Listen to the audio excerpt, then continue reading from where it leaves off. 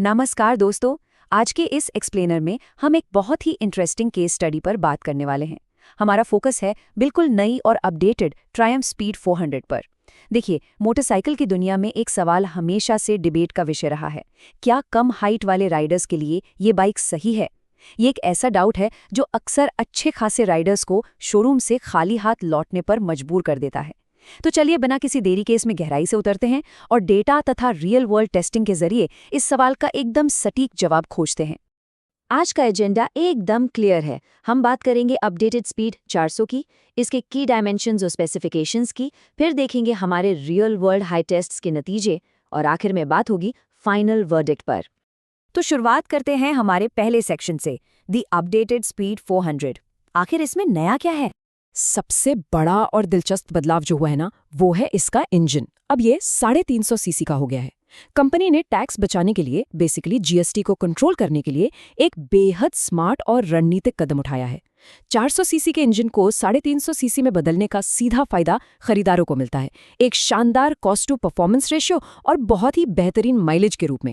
ये इंजीनियरिंग और इकोनॉमिक्स का कमाल का बैलेंस है।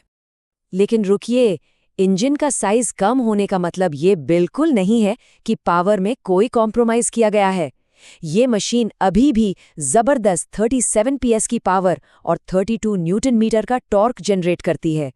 ये आंकड़े साफ साफ बताते हैं कि ये कोई साधारण कम्यूटर बाइक नहीं है, बल्कि एक बेहद शक्तिशाली मशीन है जो एकदम शानदार थ्रॉटल रिस्पॉन्स देती है।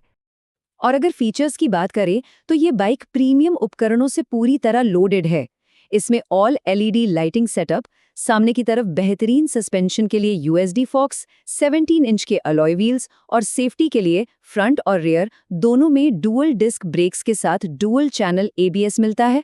यही नहीं, इसमें ट्रैक्शन कंट्रोल सिस्टम जैसा हाई एंड सेफ्टी फीचर भी शामिल है। यानी परफॉर्मेंस के साथ साथ सेफ्टी का पूरा पैकेज है ये। आगे बढ़ते हैं हमारे दूसरे सेक्शन की तरफ, की डायमेंशंस एंड स्पेसिफिकेशंस। अब इस नंबर पे गौर करना बहुत जरूरी है। 803 मिलीमीटर, ये इस बाइक की एग्जैक्ट सीट हाइट है। और सच कहा जाए तो यही वो नंबर है जो अक्सर शॉर्ट हाइट वाले राइडर्स को रेड लाइट पर रुकते समय टेंशन दे देता है। पर क्या 803 की ऊंचाई सच में इतनी बड़ी रुकावट है? इसे आगे टेस्ट किया जाएगा, लेकिन फिलहाल इस नंबर को ध्यान में रखना दिलचस्प होगा। सीट हाइट के साथ साथ मशीन का वजन भी एक बहुत बड़ा फैक्टर होता है। 13 लीटर के फ्यूल टैंक के साथ इस बाइक का कुल वजन है 179 किलोग्राम।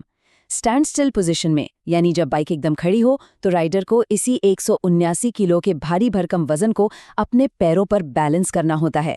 सीट हाइट और वजन का यही कॉम्बिनेशन डिसाइड करता है कि बम्पर टू बम्पर ट्रैफिक में इसे संभालना कितना आसान या मुश्किल होने वाला है।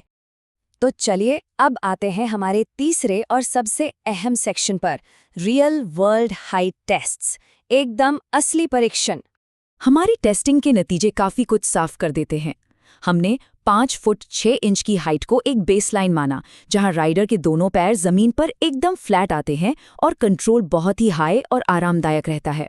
लेकिन असली टेस्ट तब हुआ जब 5 फुट 2 इंच के राइडर, जिनका वजन सिर्फ 48 किलोग्राम है, उन्होंने इसे टेस्ट किया। इस एक्सट्रीम केस में पैर पूरी तरह जमीन पर नहीं आते, एड़ियां हवा में रहती हैं और सिर्फ पंजे टच होते हैं। लेकिन मजे की बात यह है कि इस स्थिति में भी कॉन्फिडेंस बरकरार रहता है, बस इसे संभालने के लिए थोड़ी अतिरिक्त राइडिंग स्किल की जरूरत पड़ती है। इस डेटा को मानवीय नजरिए से समझने के लिए 5 फुट 2 इंच वाले टेस्ट राइडर का ही अनुभव सुन लेते हैं। उनका साफ कहना था, मैं इस बाइक को संभालने में कॉन्फिडेंट महसूस कर रहा हूँ। मैं इसे सामान्य रूप से चला सकता हूँ, ऐसा नहीं है कि मैं गिर जाऊंगा। ये बात एक बहुत बड़ा मिथ तोड़ लेती है कि अगर सिर्फ पंजे जमीन पर पहुंच रहे हैं तो इसका मतलब ये बिल्कुल नहीं है कि बैलेंस या कॉन्फिडेंस खत्म हो जाता है। फाइनली आते हैं सेक्शन 4 पर, द फाइनल वर्डिक्ट, यानी हमारा निष्कर्ष। अब यहाँ एक बहुत ही क्रिटिकल सवाल खड़ा होता है, क्या एक बिगिनर राइडर इसे संभाल सकता है? देखिए, बात सिर्फ इतनी नहीं है कि पैर जमीन तक पहुंच रहे हैं या नहीं। असली बात है उस मशीन पर मैकेनिकल कंट्रोल। पैर पहुंचना एक चीज है, लेकिन इतनी पावरफुल मशीन को रोड पर सुरक्षित रूप से चलाना बिल्कुल अलग गेम है। इसे इस तरह से समझना चाहिए, अगर एक शॉर्ट राइडर के पास अच्छा खासा अनुभव है तो वो इस 803 की हाइट और 37 पीएस की दमदार पावर को बहुत ही आसानी से और कॉन्फिडेंटली हैंडल कर लेगा। लेकिन अगर कोई बिगिनर शॉर्ट राइडर है तो चुनौती अलग है।